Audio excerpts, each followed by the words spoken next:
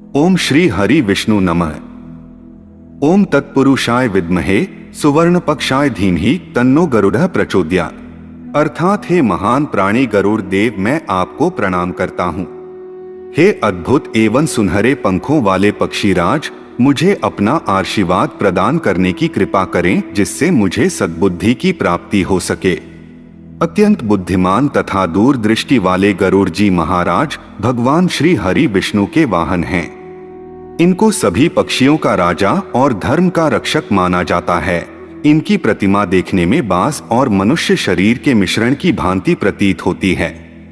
एक बार गरुड़ ने भगवान श्री हरि विष्णु से प्राणियों की मृत्यु, यमलोक यात्रा, नरक योनियों तथा सद्गति के बारे में अनेक गूढ़ और रहस्यमय प्रश्न पूछे। उन्हीं प्रश्नों का भगवान विष्णु ने सविस्तार उत्तर दिया। प्रश्नों और उत्तरों की यह श्रृंखला ही गरुड़ पुराण है। हिंदू धर्मानुसार जब किसी व्यक्ति की मृत्यु हो जाती है, चाहे वह महिला हो या पुरुष, तो उसके घर पर गरुड़ पुराण का पाठ रखा जाता है। शास्त्रों के अनुसार कोई आत्मा तत्काल ही दूसरा जन्म धारण कर लेती है। किसी को 3 दिन लगते हैं, किसी को 10 से 13 दिन लगते हैं और किसी को 1.25 माह लगते हैं। लेकिन जिसकी स्मृति पक्की, मोह गहरा या अकाल मृत्यु मरा हो, तो उसे दूसरा जन्म लेने के लिए कम से कम 1 वर्ष लगता है। तीसरे वर्ष गया या ब्रह्म कपाली अथवा अन्य मोक्ष प्रदान करने वाले तीर्थों में उसका अंतिम तर्पण किया जाता है।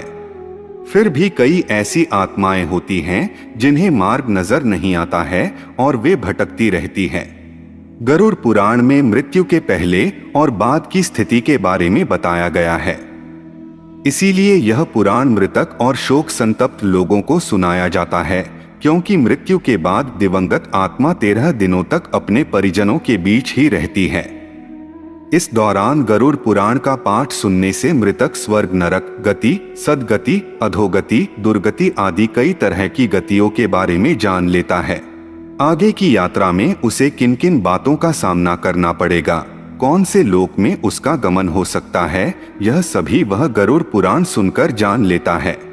जब मृत्यु के उपरांत घर में गरुड़ पुराण का पाठ होता है, तो इस बहाने मृतक के परिजन यह जान लेते हैं कि बुराई क्या है और सद्गति किस तरह के कर्मों से मिलती है, ताकि मृतक और उसके परिजन दोनों ही यह भली भांति जान लें कि उच्च लोक की यात्रा करने के लिए कौन से कर्म करने चाहिए। गरुड़ पुराण हमें सत्कर्म के लिए प्रेरित करता है। सत्कर्म और सुमति से ही सद्गति और मुक्ति मिलती है। गरुड़ पुराण में व्यक्ति के कर्मों के आधार पर दंड स्वरूप मिलने वाले विभिन्न नरकों के बारे में बताया गया है। गरुड़ पुराण के अनुसार कौन से कर्म व्यक्ति को सद्गति की ओर ले जाते हैं, इस बात का उत्तर भगवान विष्णु ने दिया है। गरुड़ पुराण में हमारे जीवन को लेकर कई गूढ़ बातें बताई गई हैं, जिनके बारे में व्यक्ति को जरूर जानना चाहिए।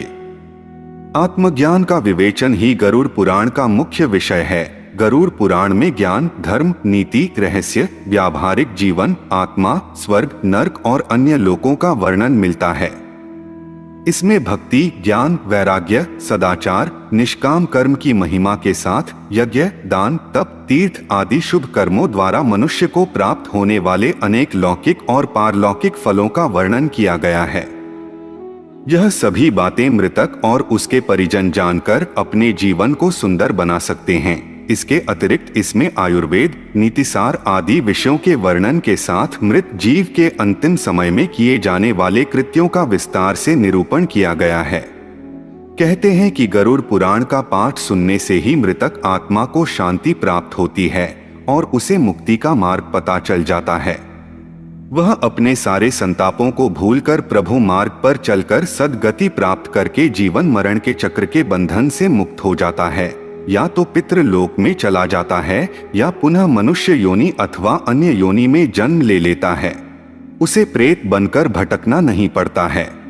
परंतु जिस घर में गरुड़ पुराण का पाठ नहीं होता या मृतक को पिंड दान अथवा तर्पण नहीं दिया जाता, वहां परिजन दुखी रहते हैं और मृतक की आत्मा अत्यंत कष्ट भोगते हुए भटकती रहती है। तो यह थी गरुड़ पुराण के बारे में एक छोटी सी जानकारी। हम आशा करते हैं कि आपको यह जानकारी अच्छी लगी होगी।